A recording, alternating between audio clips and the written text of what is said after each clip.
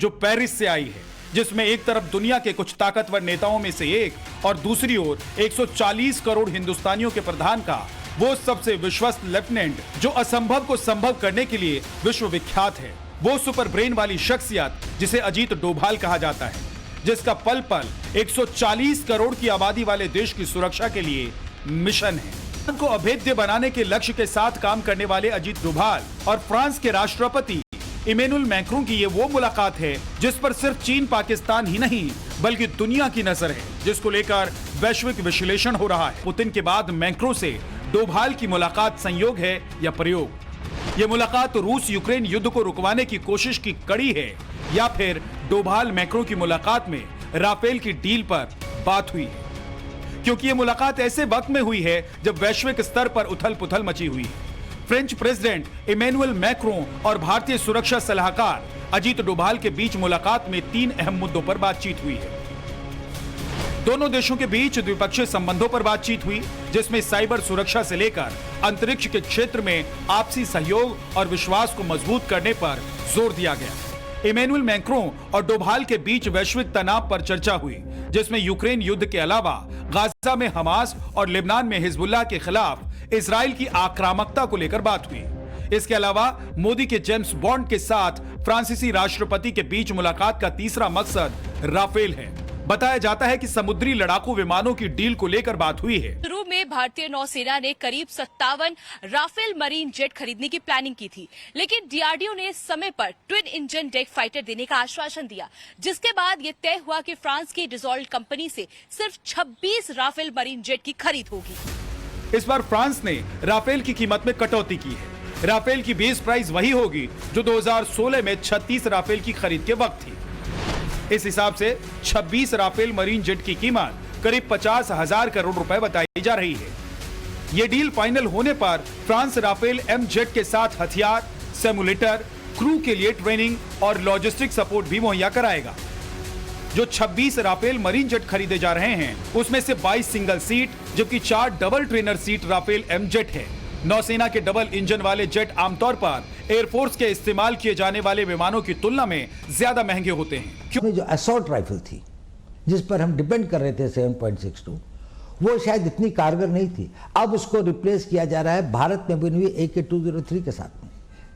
ये एक बहुत ही कामगर और दुनिया की one of the best assault rifles होगी।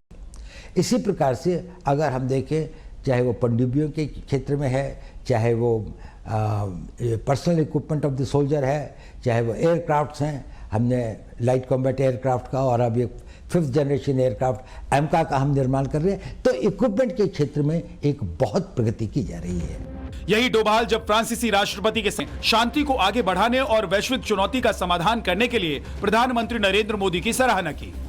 असल में पीएम मोदी का शांति वाला संदेश सुनकर फ्रांस को भी यही लगता है कि भारत ही रूस और यूक्रेन जंग में सकारात्मक भूमिका निभा सकता है। फ्रांस को इसलिए ऐसा लगता है क्योंकि पीएम मोदी दुनिया के इकलौते प्रधानमंत्री हैं जिन्होंने 40 दिनों के भीतर रूस और यूक्रेन के राष्ट्राध्यक्षों से मुलाकात की और उन्हें जंग को खत्म करने को कहा।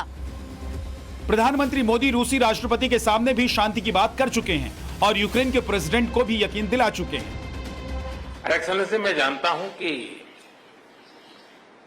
आज का युग युद्ध का है नहीं, और हमने फोन पर भी कई बार आपसे इस विषय में बात की है कि डेमोक्रेसी और डिप्लोमेसी और डायलॉग, ये सारी बातें ऐसी हैं कि जो दुनिया को एक स्पर्श करती है। आने वाले दिनों में शांति के रास्ते पर हम कैसे बढ़ सके, उसके विषय में जरूर आज हमें चर्चा करने का मौका मिलेगा। आपका व्यू पॉइंट समझने का मुझे भी एक अवसर मिलेगा। लेकिन फिर भी जो विषय हैं जिसकी बात मैं करता रहता हूं, एक्सेलेंसी, भारत और रशिया के संबंध अनेक गुना बढ़े हैं कि किसी भी समस्या का समाधान रणभूमि में कभी भी नहीं होता है। समाधान का रास्ता बातचीत से ही निकलता है, डायलॉग से निकलता है, डिप्लोमेसी से निकलता है, और हमने बिना समय गंवाए उस दिशा में आगे बढ़ना चाहिए।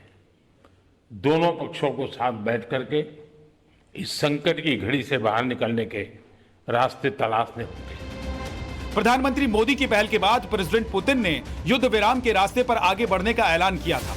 इसके बाद जब पीएम मोदी ने जेलेंस्की से बात की, तब से अजीत डोभाल मोर्चा संभाले हुए हैं। वो सीधे रूस पहुंचे थे। पे अजीत डोभाल का कोई जवाब नहीं है।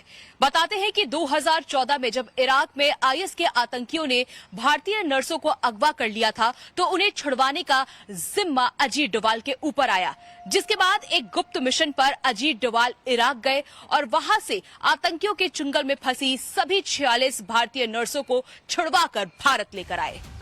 और ये कोई पहला और आखिरी वाकया नहीं था। रमजान के दौरान गाजा पर इजरायली हमला रोकने में डोभाल ने अहम भूमिका निभाई थी। चीन के सीपेक के बरक्स भारत मध्य पूर्व यूरोप आर्थिक गलियारा की रूपरेखा खींचने में डोभाल ने कड़ी मेहनत की है। अब वो इस सदी के सबसे लंबे बारूदी युद्ध को रोकने के लिए रोड मैप तैयार कर रहे हैं। दुनिया के 2 सबसे ताकतवर देशों के नेताओं को साध कर शांति बहाली के लक्ष्य को हासिल करने की दिशा में जब पीएम मोदी आगे बढ़ रहे हैं, तो अजीत डोभाल इसमें सबसे अहम भूमिका दिखा रहे हैं। पहले पुतिन और अब मैक्रों से मुलाकात को इसकी एक नई कड़ी मानी जा रही है। हालांकि इस सब के बीच अपने वतन की सुरक्षा को लेकर डोभाल किस तरह फिक्रमंद हैं, वो राफेल की नई डील पर बातचीत में परिलक्षित हो रही है। ब्यूरो रिपोर्ट, टाइम्स नाउ, नव भारत।